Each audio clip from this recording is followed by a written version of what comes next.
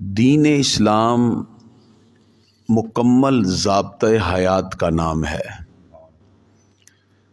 اسلام صرف ظاہری احکام کے ماننے کا نام نہیں، بلکہ باطنی کیفیات میں، باطنی امور میں جو روحانیت کے جذبات اللہ نے ہمیں عطا کیے ہیں، ان روحانیت کو اس طرح اپنے دامن سے وابستہ کرنا کہ انسان کا باطنی تعلق اپنے رب سے مضبوط ہو جائے، اس کے نفس پر اس کی روح کا غلبہ ہو جائے۔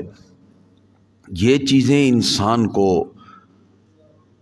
دنیا اور آخرت میں کامیابی کے لیے ممد و معاون ہوتی ہے۔ اللہ تعالیٰ نے قرآن مجید فرقان حمید کے متعدد مقام پہ اللہ کے راستے پہ چلنے کا حکم دیا، اس کو فی سبیل اللہ کہا گیا ہے۔ اللہ کا راستہ وہ ہوتا ہے جو نبی کے واسطے سے انسان کو ملتا ہے۔ اگر نبی کے واسطے کے بغیر انسان، نبی کی تعلیم کے بغیر انسان، نبی کی اطاعت کے بغیر انسان اگر اللہ کی بارگاہ تک پہنچنا چاہے تو پھر وہ سبیل اللہ نہیں رہتا، وہ سبیل الشیطان بن جاتا ہے، کیونکہ وہ نبی سے ہٹ کر ہے، نبی کی اطاعت سے منہ موڑ کر ہے۔ نبی کی تعلیم سے جو کام کیا جائے وہ سبیل اللہ ہے۔ نبی کے حکم پر آپ نماز پڑھیں، روزہ رکھیں، کلمہ طیبہ پڑھیں، جتنی نیکیاں کریں گے وہ ساری کی ساری سبیل اللہ ہے۔ اور نبی کی تعلیم اور ان کی اطاعت کے ماتحت یہ ساری چیزیں ہوں گی تو اللہ کی بارگاہ میں قبول بھی ہیں۔ اور اگر حضور صلی اللہ تعالی علیہ وسلم سے منہ موڑ کر کوئی عبادت کرے تو وہ سبیل اللہ نہیں ہے، وہ سبیل الشیطان ہے۔ جیسے منافقوں کا کلمہ، منافق اوپر سے کلمہ پڑھتے تھے، دل سے حضور صلی اللہ علیہ وسلم کو نہیں مانتے تھے، جہاد کے لیے بھی جاتے تھے۔ جیسے شیطان کے سجدے، بڑی بڑی باتیں اس نے کی، لیکن نبی کا راستہ چھوڑ کر منافقوں کا نبی کریم صلی اللہ علیہ وسلم کے پیچھے نماز پڑھنا، کلمہ پڑھنا، جہاد کے لیے بھی آ جانا، اللہ تعالیٰ نے منافقوں کا کوئی عمل قبول نہیں کیا، بلکہ فرمایا ان المنافقین فی الدرک الاسفل من النار، منافقوں کو ہم جہنم کے سب سے آخری طبقے میں رکھیں گے۔ یا اللہ، یہ بھی تو کلمہ پڑھتے ہیں، یہ بھی تو نماز پڑھ رہے ہیں، یہ بھی روزہ رکھ رہے ہیں، اور سرکار کے پیچھے نماز پڑھ رہے ہیں، بڑے پکے نمازی توحیدی بنے ہوئے ہیں۔ فرمایا نہیں، تیرے در سے جو یار پھرتے ہیں در بدر یوں ہی خار پھرتے ہیں۔ فرمایا اگر نبی کی اطاعت اور نبی کی تعلیمات کے مطابق اگر یہ کام نہیں کریں گے تو پھر یہ شیطان کے راستے پہ چل رہے ہیں، اگرچہ پڑھ نماز ہی رہے ہیں اور پڑھ بھی حضور صلی اللہ علیہ وسلم کے پیچھے رہے ہیں۔ تو پتہ چلا حضور صلی اللہ علیہ وسلم سے منہ موڑ کر کوئی عبادت نہیں رہتی۔ اس لیے علامہ اقبال نے کہا تھا بمصطفیٰ برساں خیش را کے دی ہما اوست۔ اقبال کہتے ہیں اگر مجھ سے پوچھتے ہو نا ایمان کیا ہے، بمصطفیٰ برساں خیش را کے دی ہما اوست، اگر تم رسول اللہ صلی اللہ علیہ وسلم کے قدموں تک پہنچ گئے یہی سارا ایمان ہے۔ گربہ او نہ رسیدی تمام بولا حبیث، اگر سرکار کے قدموں تک نہیں پہنچے اور اس بندے اور ابو لہب کے درمیان کوئی فرق ہی نہیں ہے۔ ابو لہب اور وہ ایک ہی ہے۔ ابو لہب تو بدترین کافر تھا، اللہ نے اس کی مذمت میں پوری سورت اتاری، تبت یدا ابی لہب وتب۔ اقبال کہتے ہیں جو حضور صلی اللہ علیہ وسلم کے قدموں تک نہیں پہنچتا وہ بندے اور ابو لہب کے درمیان فرق ہی کوئی نہیں ہے، ایک ہی کھاتا ہے دونوں کا۔ تو گرامی حضرات یاد رکھیے، عشق رسول صلی اللہ تعالی علیہ وسلم ایک ایسا راستہ ہے جو اللہ کی بارگاہ کے قریب کر دیتا ہے۔ صرف یہ کام اطاعت کے لیے نہ کرو، یہ اعمال کرو تو اطاعت اور عشق رسول صلی اللہ علیہ وسلم کے لیے کرو۔ جب آپ عشق اور محبت میں ڈوب کر کام کریں گے نا تو پھر انسان عقل سے ہٹ جاتا ہے، عشق کی راہ کو اپناتا ہے۔ مجھے ایک بندہ کہتا ہے کریمی صاحب یہ عشق کا لفظ نہیں استعمال کرنا چاہیے۔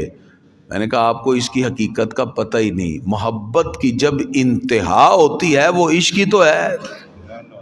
علامہ اقبال کہتے ہیں قوت عشق سے ہر پست کو بالا کر دے، دہر میں اسم محمد سے اجالا کر دے۔ پر میں اگر چاہتے ہو نا اس معاشرے میں، اس دہر میں اجالا کرنا، تو میں نے قوت عشق سے ہر پست کو بالا کر دے۔ ایسا سرکار کا عشق اپنے اندر پیدا کرو کہ ہر پست ہی بالا ہو جائے۔ پھر بلال جیسا عشق میں جب ڈوبتا ہے تو بیت اللہ کی چھت پہ چڑھا ہوا دکھائی دیتا ہے۔ پھر بڑے بڑے سوچ رہے تھے بلال کو یہ مقام کیسے ملا۔ سرکار فرماتے ہیں بلال میں نے معراج کی رات جنت میں تیرے قدموں کی آہٹ کو سنا ہے۔ یہ ہے قوت عشق سے ہر پست کو بالا کر دے۔ وہ بلال جن کو گھسیٹا جاتا تھا، لوگ کہتے تھے یہ کیا کالے رنگ کا بلال، نعوذ باللہ، لیکن سرکار کے عشق نے ان کو کہاں تک پہنچا دیا، بیت اللہ کی چھت پہ چڑھے ہوئے، مکہ فتح ہوا۔ تو پتہ کیا چلا، عشق رسول صلی اللہ علیہ وسلم اپنے دلوں میں پیدا کریں۔ آج لوگ زیادہ قرآن و سنت سے اپنی عقل کو ترجیح دینے لگے، یہ تباہی ہوئی۔ سوشل میڈیا پہ بیٹھ کے چھوٹے چھوٹے ممولے ہیں جن کو دین کی دال کا نہیں پتا، وہ کہتے ہیں ہم آپ کو بتاتے ہیں بخاری میں یہ لکھا ہے، مسلم میں یہ لکھا ہے، حدیث میں فلاں لگا ہے۔ میں نے کہا یہ لکھا جو ہے اس کو سمجھنے کے لیے تم نے علم حاصل کیا ہے؟ میرے پاس ایک بندہ ہے کہتا جی میں نے کریمی صاحب پوری بخاری حفظ کر لیا ہے۔ میں نے کہا ایک حدیث کا عام ہو، دوسری حدیث کا خاص ہو، دونوں ٹکرا جائیں بجائیں ترجیح کس کو ہوگی؟ کہتا ہے یہ کیا ہوتا ہے؟ میں کہا خود بھی گمراہ ہے، لوگوں کو بھی گمراہ کرے گا۔ بخاری رٹا لگانے سے نہیں آتی، اس کو سمجھنے کے لیے پیرامیٹرز کی ضرورت ہے۔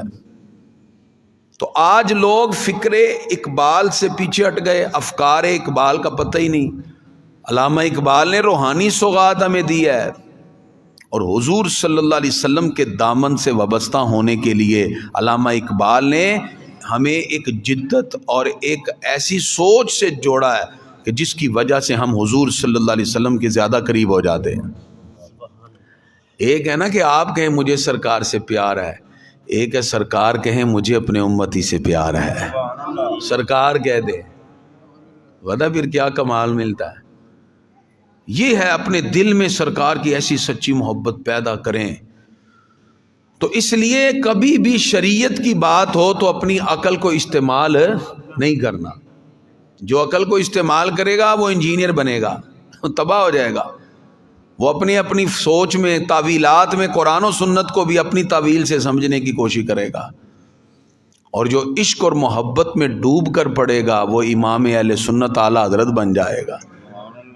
اس کے دل میں سرکار کی محبت پھر اس طرح موجزن ہوگی کہ ہر چیز میں سرکار کی محبتوں کی ادائیں جھلکنا شروع ہو جائیں گے۔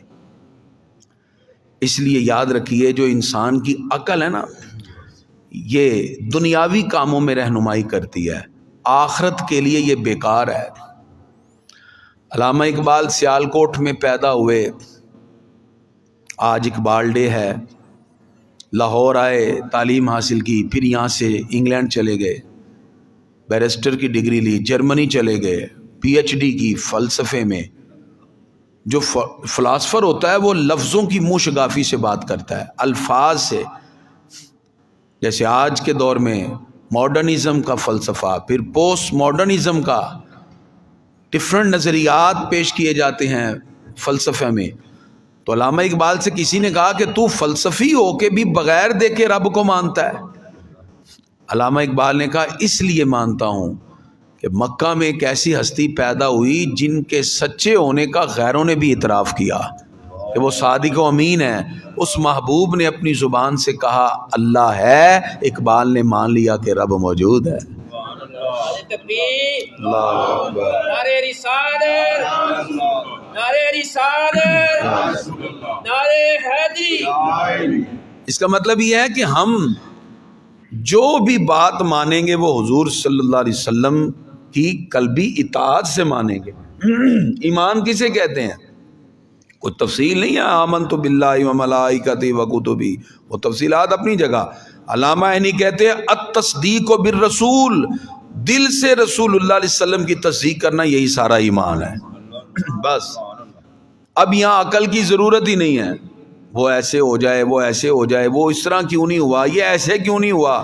ہم نے کہا جو اللہ اس کے رسول نے کہہ دیا وہی حق اور سچ ہے. وہ جیسے ویسے نہیں ہوا، یہ اللہ اس کا رسول جانے. اس لیے علامہ اقبال اتنا فلسفہ پڑھ کے پھر بھی روحانیت نہیں ملی.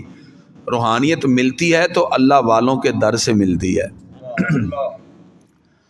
علامہ اقبال پہنچے پھر موچی گیٹ. صبح کا ٹائم، یہی فجر کی نماز پڑھ کے سید دیدار علی شاہ کے قدموں میں بیٹھے، ان کا درس قرآن سنا اور آنکھوں میں آنسو بہ رہے ہیں. ایک وقت تک اقبال بھی بہت سی الٹ پلٹ باتیں کہتے رہے. ہے شکوہ اور جواب شکوہ، وقت ہے نا. اللہ نے جس کو ہدایت دینی ہو. پھر اقبال سید دیدار علی شاہ کے پاس آئے. پھر یہی علامہ اقبال فجر کی نماز کے لیے پیدل بورڈ والے چونک سے داتا صاحب کی بارگاہ میں حاضری دیتے ہیں اور کہتے ہیں سید حجویر مخدوم امم. جس نے حجویر کے بادشاہ کو دیکھنا ہو وہ داتا علی جویری کی چوکھٹ کو دیکھو.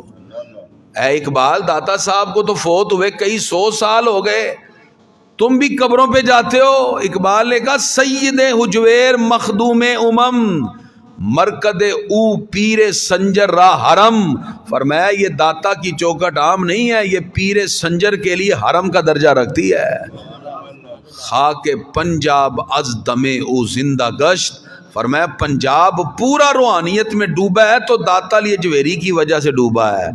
صبح ماں از مہر او تا بندہ گشت. فرمایا اقبال کے کلام میں بھی جو تمہیں روحانیت نظر آ رہی ہے یہ بھی داتا علی جویری کے لنگر کی برکت ہے. صبح ماں از مہر او تا بندہ گشت. فرمایا میرے کلام کے اندر جو تمہیں نظر آتی نا روحانیت، یہ بھی داتا صاحب کا فیض ہے. تو یہ اولیاء کرام کے تصرف سے ملا. پھر اقبال جو یہاں سے لندن گئے، لندن سے جرمنی گئے، فلسفہ پڑھ کے آئے، بڑے بڑے لوگوں کے ساتھ مکالمہ کیا اور نثر میں خطبات لکھے. ریکنسٹرکشن آف اسلام پر بات کی، 7 خطبے اسلامک سویلائزیشن پہ بات کی. یہ ساری دنیا کی خاک چھاننے کے بعد جب اقبال داتا علی جویری کی چوکھٹ پہ پہنچے، جب سید دیدار علی شاہ کے قدموں میں بیٹھے تو پکار اٹھے خرد کی گتھیاں سلجھا چکا میں، میرے مولا مجھے واقف جنوں کر. نہیں سمجھے آپ؟ اقبال کہتے ہیں یا اللہ میں نے دنیا کی خاک چھان لی ہے، میں نے فلسفہ پڑھ لیا، الفاظ کی موشگافیاں، یہ سب چیزیں حاصل کی. خرد کی گتھیاں سلجھا چکا میں، عقل کی ساری گتھیاں میں سلجھا چکا ہوں، میرے مولا مجھے واقف جنوں کر. یا اللہ یہ عقل ساری مجھ سے لے لے، مجھے محبوب کا جنون اور عشق عطا فرما دے. نعرہ تکبیر، نعرہ رسالت. یعنی اقبال کہتے ہیں مجھے نہیں چاہیے یہ عقل جس عقل پہ گھوڑے پہ سوار ہو کے آج لوگ گمراہ ہوتے جا رہے ہیں. میں یہ عقل کیا ہے؟ خرد کی گتھیاں سلجھا چکا میں، میرے مولا مجھے واقف جنوں کر. عشق اور محبت میں یا اللہ مجھے اس طرح ڈال دے ہر وقت میں نبی کی عشق میں ڈوبا رہوں. پھر کہتے ہیں اقبال یہ حضور کی محبت کا فیض تھا. فرماتے ہیں لوح بھی تو قلم بھی تو تیرا وجود الکتاب، گنبد آب گینائے رنگ تیرے محیط میں حباب. عرض کرتے ہیں پیارے آقا لوح و قلم یہ سارا علم آپ کے قدموں میں ہے، یہ آپ کی خیرات ہے اور آپ کے لیے پوری کائنات ایسے ہے جیسے نیل کو آسمان گنبد والا، یہ ایک پانی کے بلبلا آپ کے ایسے ہتھیلی پر ہو، جیسے ایسے ہتھیلی پہ پانی کا بلبلا ہے ایسے پوری کائنات پیارے آقا آپ کے سامنے ایسے ہے. اور فرماتے ہیں کہ نماز جب میں پڑھتا ہوں نا، جب تک رسول اللہ کی محبت کے آثار دل میں نہ ہو میری نماز ہوتی نہیں۔ اقبال کہتے ہیں شوق تیرا اگر نہ ہو میری نماز کا امام، میرا قیام بھی حجاب میرا سجود بھی حجاب۔ اور فرمایا جس کو شان اور عظمت ملتی ہے وہ رسول اللہ کے صدقے سے ملتی ہے۔ علامہ اقبال کہتے ہیں عالم آب و خاک میں تیرے وجود سے فروغ، ذرہ ریگ کو دیا تو نے طلوع آفتاب۔ فرمایا اگر کسی کی بادشاہی کا کر و فر دیکھنا ہو یا کسی کی عاجزی دیکھنی ہو، دونوں میں سرکار کی محبت کے آثار ہیں۔ شوکت سنجر و سلیم تیرے جلال کی نمود، فقر جنید و بایزید تیرا جمال بے نقاب، تیری نگاہ ناز سے دونوں مراد پا گئے، عقل غیاب و جستجو عشق حضور و اضطراب۔ اور میں عقل حیران ہے اس مقام پر۔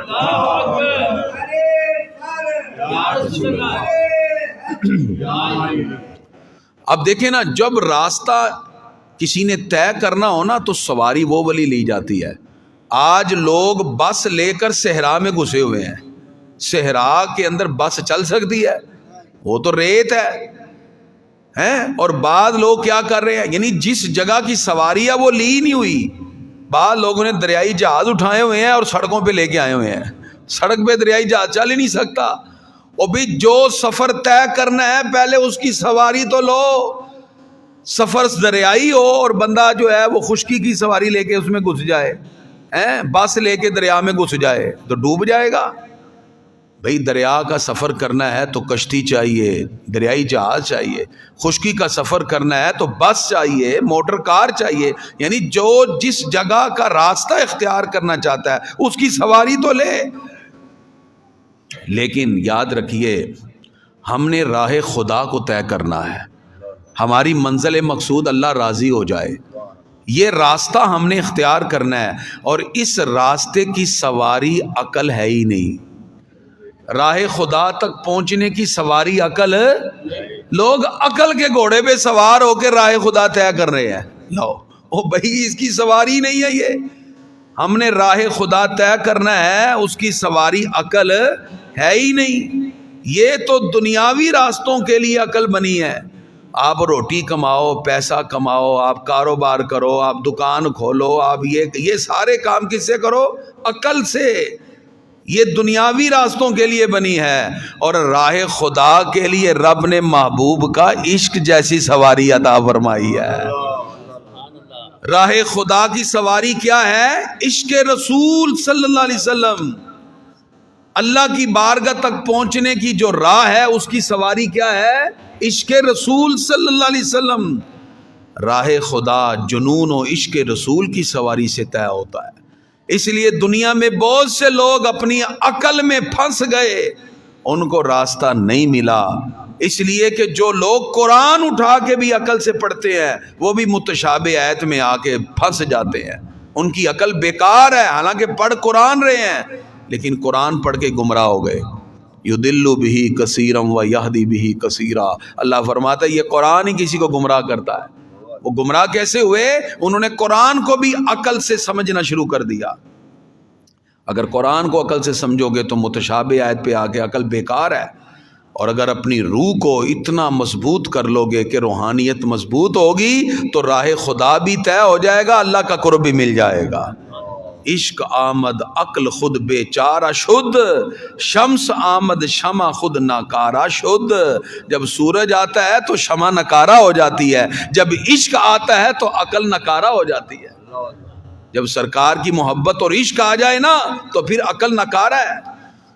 صوفیہ فرماتے ہیں اللہ کی راہ میں چلتے ہوئے جب عقل آ جائے نا، عقل سے بندہ کہے نہیں اینج ہونا چاہیے، نہیں اینج ہونا چاہیے، تو عقل جب آ جائے نا تو صوفیہ کہتے ہیں یہ ایسا جن ہے جس کو عشق کی لاٹھیوں سے بگاؤ، عشق کی لاٹھیوں سے مارو، اس کی کمر پہ جن کی یعنی عقل کی کمر پہ مارو، اس کو دفاعو یہاں سے۔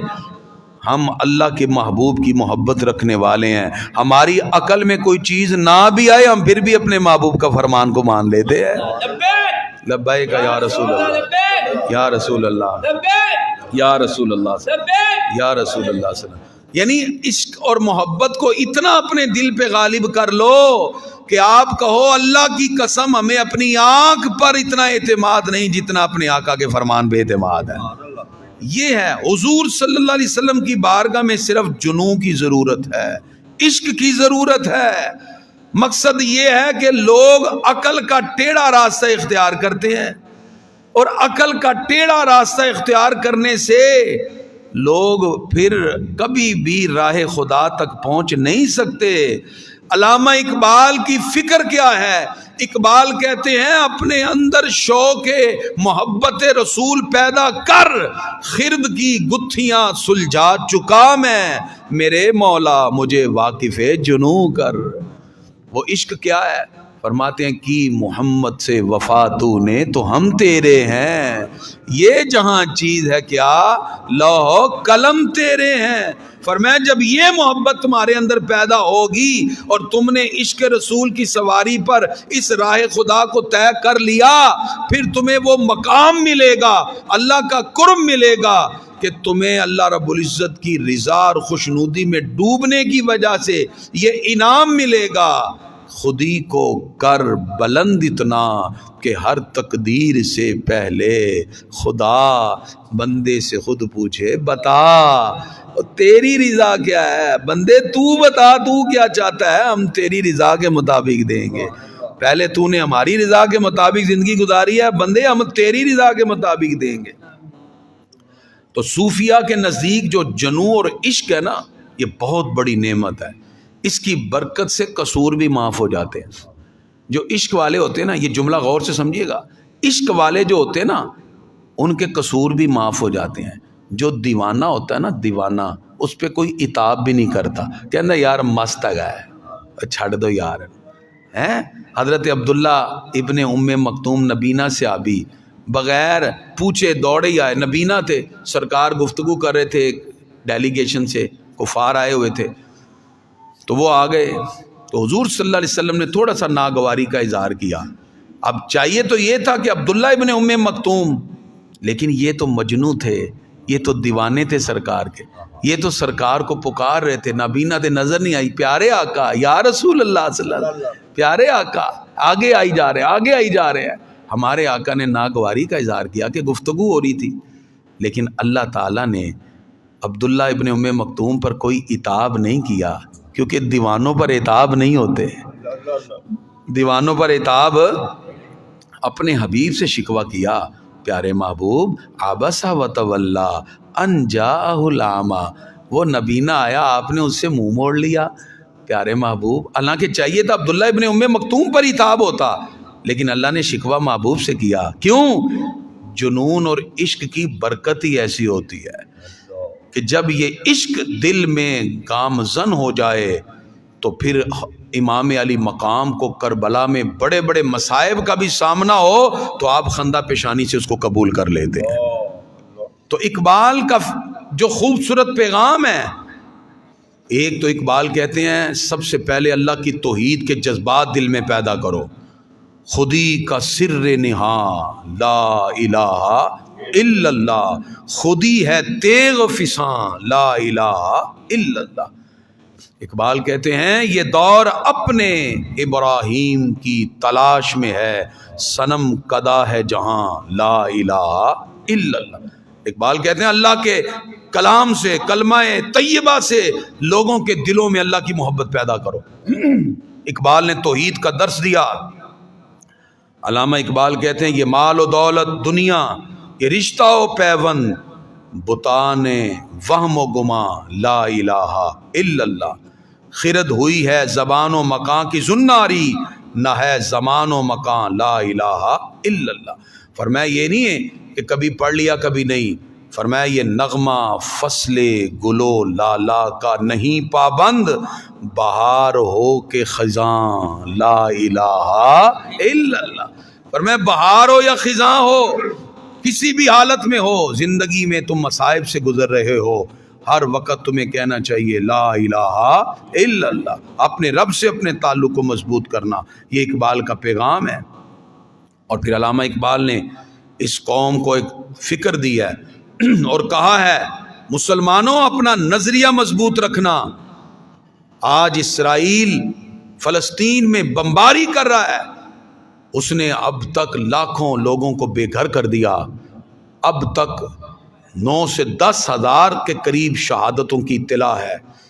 ہزاروں کی تعداد میں لوگ ہاسپٹل میں ہیں. کوئی بازو سے محروم ہے، کوئی ٹانگ سے محروم ہے، کسی کی ایک آنکھ نہیں ہے. لیکن ہم فلسطین کے مسلمانوں کو سلام پیش کرتے ہیں. ماں اپنے 2 بیٹے کا لاشا اٹھا کے کہتی ہے ربنا تقبل منا، یا اللہ شکر ہے تو نے میرے 2 جوان بیٹوں کی شہادت کو قبول کر لیا. اتنا جذبہ. جہاں بیٹا اپنی ماں کے لاش کے پاس کھڑا ہے اور دفنانے کے بعد کہتا ہے پروردگار جیسے میری ماں کو شہادت کا مقام دیا مجھے بھی عطا فرما. یہ جذبہ. لیکن یہاں ہمیں بھی تو کچھ سوچنا چاہیے. علامہ اقبال اسرائیل کی ناجائز جو پیدائش ہے اس کے بارے میں کہتے ہیں، اور کہتے ہیں کہ اسرائیل کا کوئی وجود نہیں. علامہ اقبال کہتے ہیں ہے خاک فلسطین پہ یہودی کا اگر حق. یہودی تو وہاں آئے تھے اس لیے کہ ہمیں پناہ دی جائے. ہٹلر نے چن چن کے مارا اور چند یہودی چھوڑ کے کہا میں اس لیے چھوڑ کے جا رہا ہوں تاکہ آنے والی نسلوں کو پتہ چلے کہ میں نے یہودی کیوں چھوڑے تھے. اتنے بڑے سازشی ہیں، انہوں نے اپنے ہاتھوں سے نبیوں کو شہید کیا. حضرت زکریا علیہ السلام کو رکھ کے آرے میں چیر کے 2 ٹکڑے کر دیے. یہ ہے یہودیوں کے کام. انہوں نے نبیوں کو نہیں چھوڑا. اتنے بڑے سازشی ہیں. اور پھر جس وقت یہ فلسطین میں آئے، فلسطین کے مسلمان بولے بالے، انہوں نے ان کو پناہ دے دی. انہوں نے کیا کیا؟ انہی فلسطینیوں پر غالب ہو گئے. انہی فلسطینیوں پر غالب ہوئے، اور ایسے غالب ہوئے کہ انہوں نے غزہ پٹی تک ان کو محدود کر دیا اور کہا کہ یہ ہماری 1948 میں اعلان کر دیا کہ یہ ہماری ریاست ہے. یہ کیسے ہو سکتا ہے کہ پاکستان میں آ کے چند کوئی بھی مذہب کے لوگ آ کے ایک جگہ مکان خریدنا شروع کریں اور چند سالوں کے بعد کہیں جی پاکستان کے اندر یہ ہمارا ملک ہے. ایسی تمہارا ملک ہے؟ انہوں نے اعلان کر دیا جی ہمارا ملک ہے اسرائیل. تو اقبال نے کہا ان کی مذمت میں، اقبال کہتے ہیں ہے خاک فلسطین پہ یہودی کا اگر حق، ہسپانیہ پہ حق نہیں کیوں اہل عرب کا.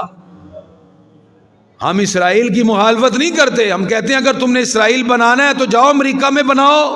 کتنی جگہ پڑی ہے؟ لندن میں کوئی جگہ دو، بناؤ جا کے اسرائیل، جا کے لندن میں جاؤ، جا کے امریکہ میں بناؤ. تم قبلہ اول پہ کیوں قبضہ کر رہے ہو؟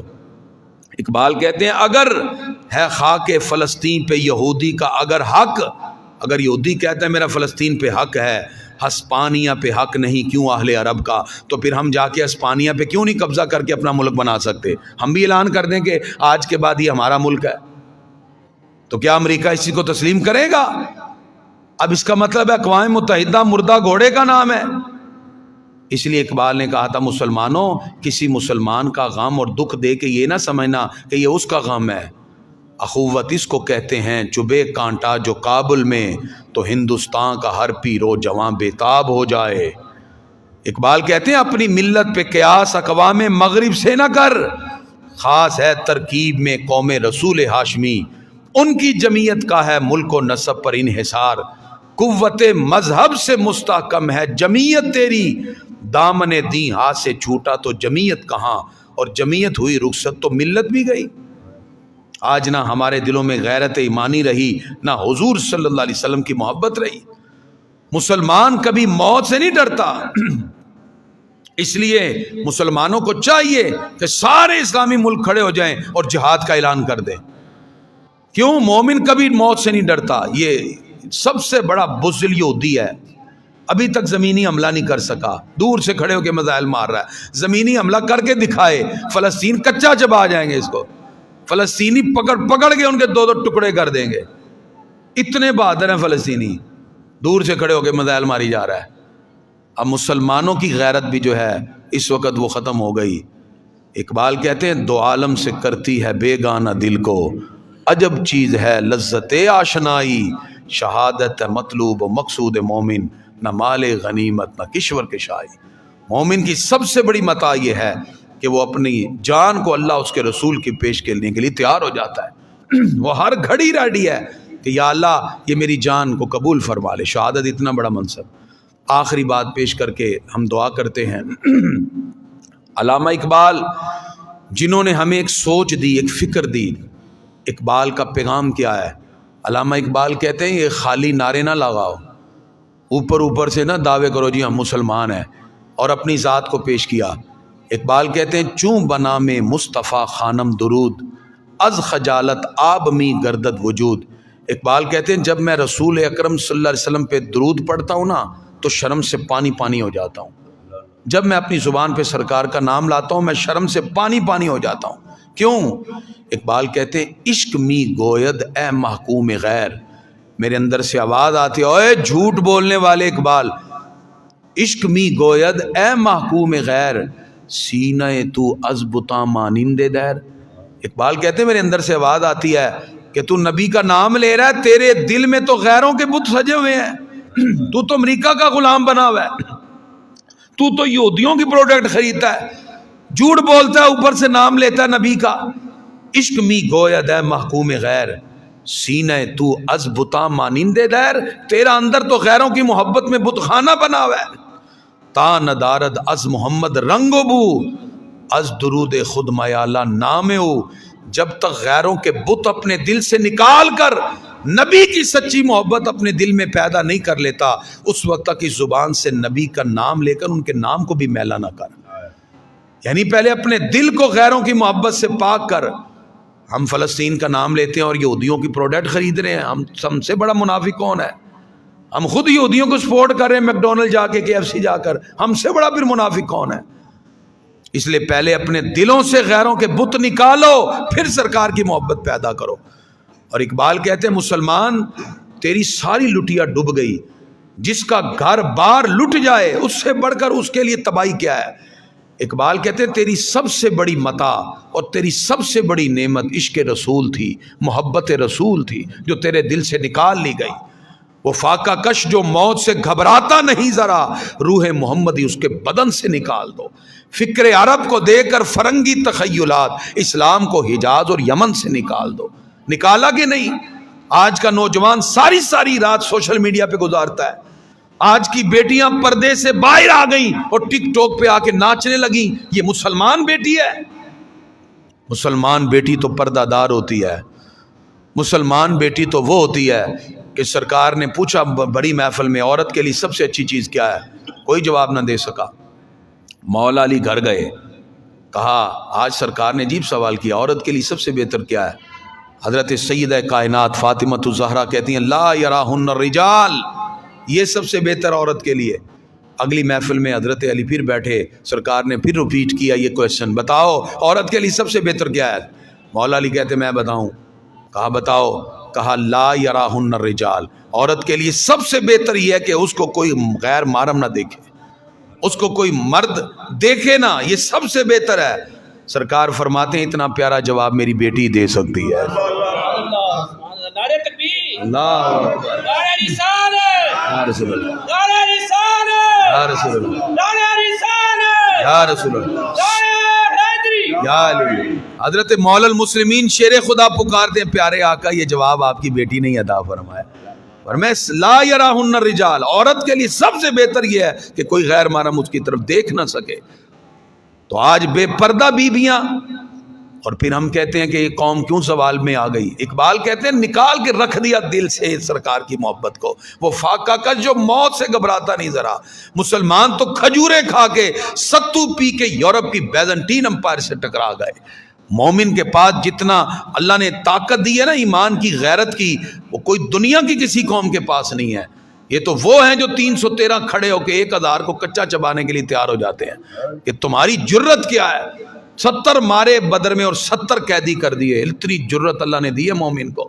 میجر ریٹائر افضل بھٹی نے لکھا ہے کہ ہم نے 65 کی جنگ میں آدھی سے زیادہ جنگ بارڈر پہ کھڑے ہو کے نعرہ تکبیر اور رسالت سے جیت لی تھی. جس مسلمان کے نعرہ تکبیر میں گولی جیسی گرج ہو، اس مومن کی گولی میں اور اس کے ویپن اور اس کے ہتھیار میں کتنی طاقت ہوگی. مسلمان کو پتہ ہی نہیں کہ اس کے ساتھ کتنا بڑا دھوکہ ہو گیا ہے. اس کے دل سے غیرت ہی نکال دی ہے. اقبال کہتے ہیں اے تہیت ذوق و شوق و سوز و درد، اے سوز و درد سے خالی ہو جانے والے مسلمان، می شناسی اسر ما بماچے کرد، تو جانتا تیرے ساتھ کتنا بڑا ہاتھ ہو گیا، کتنا بڑا دھوکہ ہو گیا. اسر ماں مارا از ماں بیگانہ کرد، ہمیں زمانے نے اپنے سے ہی بیگانہ کر دیا. از جمال مصطفیٰ بیگانہ کرد، ہم اپنے نبی کے جمال سے بھی بیگانہ ہو گئے کہ ہمیں تو وہ نبی. آپ جانتے ہیں کہ حضرت موسیٰ علیہ السلام نے توریت میں پڑھا نا ایک ایسی امت آنے والی ہے ایک نیکی پہ 10 نیکیاں. عرض کیا یا اللہ یہ امت مجھے دے دے. اللہ فرماتا ہے یہ فیصلے ہو گئے ہیں، یہ امت میرے محبوب کی ہے. عرض کیا یا اللہ مجھ سے نبوت لے لے اور اس نبی کی امت میں مجھے بھی شامل فرما دے. موسیٰ علیہ السلام کہتے ہیں یا اللہ مجھے اس نبی کی امت میں ڈال دے. آپ نے کتنی دعائیں کی ہیں، کتنی منتیں مانی، رب نے بغیر منتوں کے آپ کو نبی کا امتی بنا دیا. اس نبی کا امتی جو پیدا ہوتے کہتے ہیں رب حبلی امتی، جو جا کے معراج پہ کہتے ہیں ربی حبلی امتی، یا اللہ میری امت کو بخش دینا. اور ہم کیسے ہیں؟ ایسے لوگ، ہمیں اپنے نبی کی عزت اور ناموس کا ہی نہیں پتا، سرکار کی محبتوں کے جذبات ہی ختم ہو گئے، کھوکھلے ہو گئے ہم، کھوکھلے ہیں. بس ڈھول ہے اندر سے بج رہے ہیں، بس جی مسلمان ہے. جی کیسے مسلمان ہے؟ نہ غیرت رہی، نہ حمیت رہی، نہ ادب رہا، نہ حضور صلی اللہ علیہ وسلم کی محبت کے اثرات رہے. آخری بات، اقبال کہتے ہیں میں ایک رات اللہ کی بارگاہ میں بڑا رویا. اقبال کہتے ہیں شب پیش خدا با گریستم زار. اقبال کے دور میں بھی حالات مسلمانوں کے ایسے ہی تھے. مسلمان حضور صلی اللہ علیہ وسلم کی تعلیمات سے بہت دور ہو چکے تھے، پٹ رہے تھے ہر طرف سے. تو اقبال کہتے ہیں شب پیش خدا با گریستم زار، مسلمانہ چرا زارند و خارند. اقبال کہتے ہیں میں ایک رات اللہ کی بارگاہ میں بڑا رویا اور میں نے کہا یا اللہ مسلمان ذلیل کیوں ہو گئے، کیوں رسوا ہوئے، ہر طرف مار پڑ رہی ہے، ہر طرف ان کو جو ہے وہ گاجر مولی کی طرح کاٹا جا رہا ہے. اقبال کہتے ہیں ندا آمد، اقبال کہتے ہیں مجھے آواز آئی نمی دانی. اقبال تو جانتا نہیں کہ این قوم دلے دارند و محبوب نہ دارند. اقبال یہ کلمہ تو رسول اللہ کا پڑھتے ہیں، آئیڈیل غیروں کو بنا رہے ہیں. یہ کلمہ تو رسول اللہ کا پڑھتے ہیں. ندا آئی تمہیں معلوم نہیں، ان کے پاس دل تو ہیں محبوب نہیں ہے. ان کے پاس دل ہیں محبوب نہیں ہے. کہ ہم سب کے لیے ایک پیغام ہے، ہم نے صرف دل رکھے ہوئے ہیں. اور دل کس کے لیے رکھے ہوئے ہیں؟ اپنے دل میں صرف حضور صلی اللہ علیہ وسلم کی محبت پیدا کرو، پھر دیکھے کامیابی ہوگی. وہ دانائے سبل ختم الرسل مولا کل جس نے غبار راہ کو بخشا فروغ وادی سینا. وہ محبوب جنہوں نے ہمارے لیے غاروں میں رو رو کے دعائیں کی ہیں. حضرت عائشہ صدیقہ عرض کرتی ہیں پیارے آقا آپ کے پاؤں سوج کے اتنے اتنے موٹے ہو گئے ہیں، ساری رات کھڑے رہتے ہیں. اللہ نے تو آپ کے صدقے آپ کے آگے پیچھے سب لوگوں کے گناہ معاف کر دیے. سرکار فرماتے ہیں میں اپنے رب کا شکر گزار بندہ نہ بنوں جو ہمارے لیے رو رو کے دعائیں کریں. اور ہم ایسے امتی ہیں، ہم حضور صلی اللہ علیہ وسلم سے نہ ہماری وہ محبت رہی، نہ وہ عقیدت رہی، نہ وہ عشق رہا. اقبال کا پیغام عشق رسول صلی اللہ علیہ وسلم کو دلوں میں پیدا کرنا ہے. اس لیے یاد رکھیے اسلام کی عظمتیں انشاءاللہ قیامت کی صبح تک سربلندی رہیں گی. چشم اقوام ابد تک یہ نظارہ دیکھے، رفت شان ورفانہ لا کا ذکر دیکھے. یہ عظمتیں بلند ہوتی رہیں گی، لیکن امتحان ہمارا ہے. آج فلسطینیوں کا امتحان تھا، وہ کامیاب ہو گئے. امتحان ہمارا بھی ہے، ہمیں بھی اپنے امتحان میں کامیاب ہونا ہے، اور اس کے لیے ہم سب اپنی اپنی تیاری کریں. آج علامہ اقبال کا دن تھا. اقبال ڈے کے حوالے سے ہم نے یہ گفتگو کی اس دعا کے ساتھ کہ اللہ تعالی ہم سب کے دلوں میں حضور صلی اللہ علیہ وسلم کی سچی محبت پیدا کرے. اور یہ محبت جب آ گئی نا، اقبال کہتے ہیں ہر کے عشق مصطفیٰ سامان اوست، جس کے دامن میں سرکار کی سچی محبت آ گئی باہر و بر درگوش آئے دامان اوست، دنیا کی ساری نعمتیں اس کے قدموں میں آ جائیں گی. وگرنہ بدر میں جاتے ہوئے تو کچھ بھی نہیں تھا، صرف سرکار کی محبت تھی. ڈنڈے اٹھا کے صحابہ لڑنے اسے جا رہے ہیں جو لوہے کے لباس میں بیٹھے کھڑے ہوئے تھے، لوہے کے لباس اور تلواریں لے کے، لیکن اٹھا کے صحابہ ڈنڈا مارتے، آگے سے فرشتے کی طرف سے گردن اتر کے اٹھ جاتے. فضائے بدر پیدا کر فرشتے تیری نصرت کو اتر سکتے ہیں گردوں سے کتار اندر کتار. اب بھی فرشتے آئیں گے، لیکن پہلے بدر والا میدان تو سجاؤ. گھر بیٹھ کے کہہ رہے ہیں فرشتے آ جائیں. گھر بیٹھ کے فرشتے نہیں آتے، پہلے بدر کا میدان سجتا ہے پھر فرشتے آتے ہیں۔ ہم نے کون سا بدر کا میدان سجایا ہے؟ ہم نے کون سی اپنی اولادوں کی تربیت کی ہے؟ ساری ساری رات اولادیں ہماری سوشل میڈیا پہ بیٹھ کے اپنی جوانیاں تباہ کر بیٹھی، تو پھر روتے ہیں بعد میں آ کے یونیورسٹیز میں جا کے، جب لڑکے لڑکیاں اپنے فیصلے خود کر رہے ہوتے ہیں پھر روتے ہیں آ کے، کریمی صاحب تویز دے دو، دعا کر دو۔ ہمیں چاہیے ہم خود اپنی بچوں کی تربیت کریں، ان کے دلوں میں سرکار کی محبت پیدا کریں، حضور صلی اللہ علیہ وسلم کا عشق پیدا کریں۔ دعا ہے اللہ تعالی ہم سب کو سرکار کی سچی محبت عطا فرمائے۔